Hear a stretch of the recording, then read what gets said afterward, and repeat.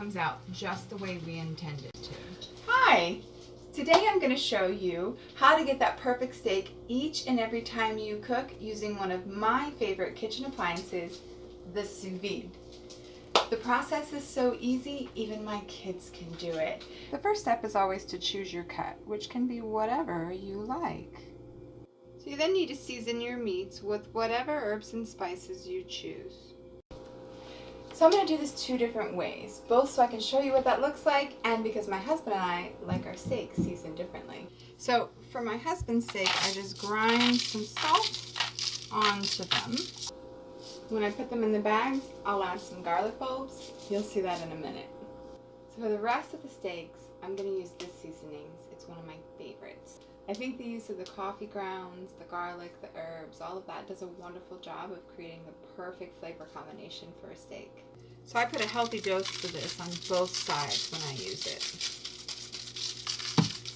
Now that we've got our steaks all seasoned, our next step is to get them ready to go into the sous vide. Since sous vide literally means under vacuum, it should come as no surprise that our next step is to get our steaks sealed in bags.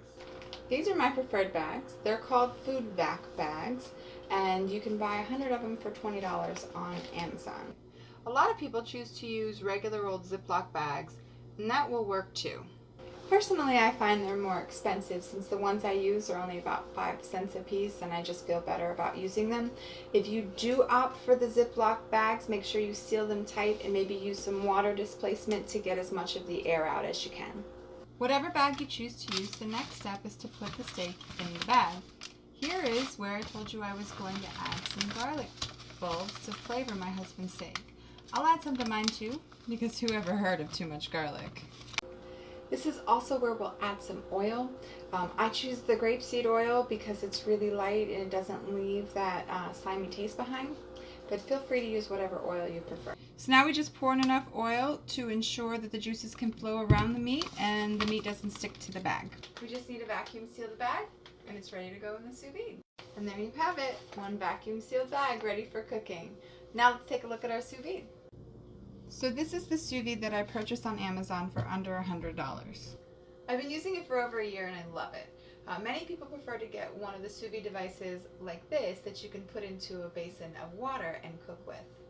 To use it, the first thing we've got to do is fill this with water, which is how this thing actually cooks the meats, veggies, or whatever you throw in it.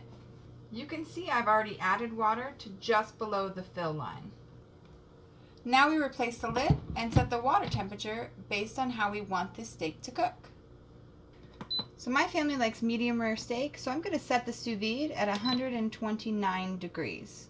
If your family prefers medium, you'd set it to 136 degrees.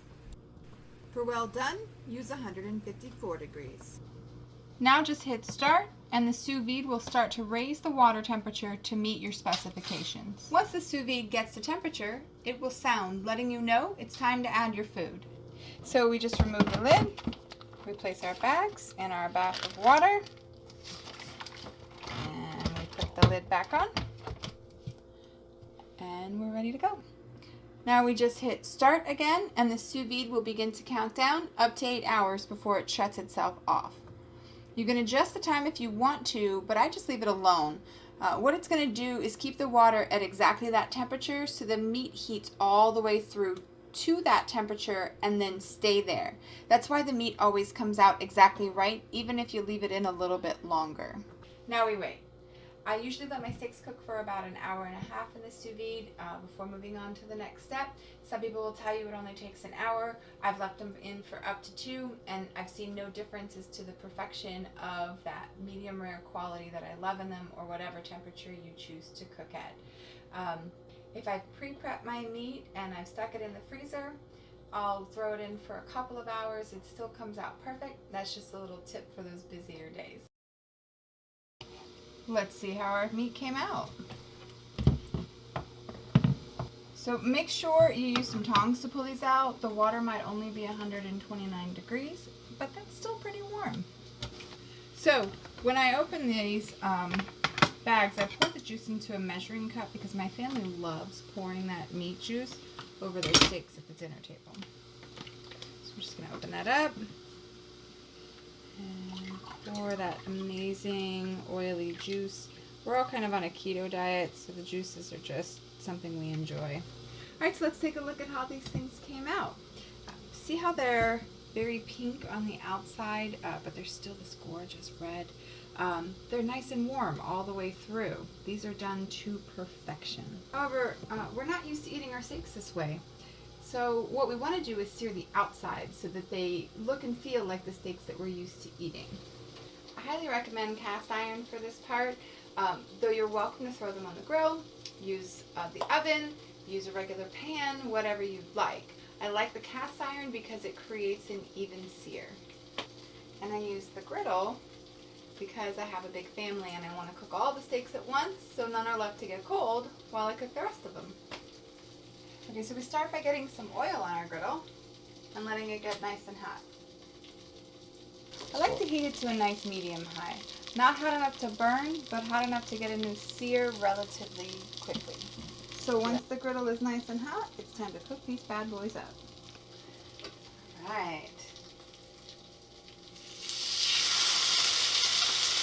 I do love that sound.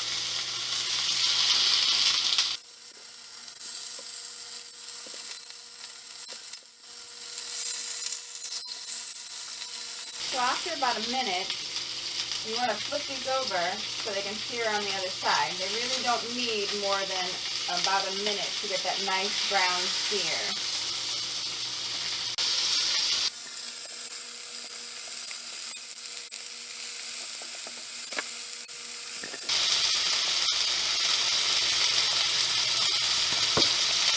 After that, I try to get any of the sides that still look rather pink or that have a lot of fat and sear those up as well, so you feel like this is a steak that came off the grill or otherwise. Like I said, the meat's completely done, but we're just not used to it that way, so you want to make it feel like the steak that you're used to. Now, don't these just look beautiful? Let's cut into one and see how we did. See how perfect that looks? It is the perfect rare steak. This is one of my family's favorite foods. If you follow this simple process, you'll be able to create meals that make your family want to eat at home every night. So from my family to yours, enjoy! Bye!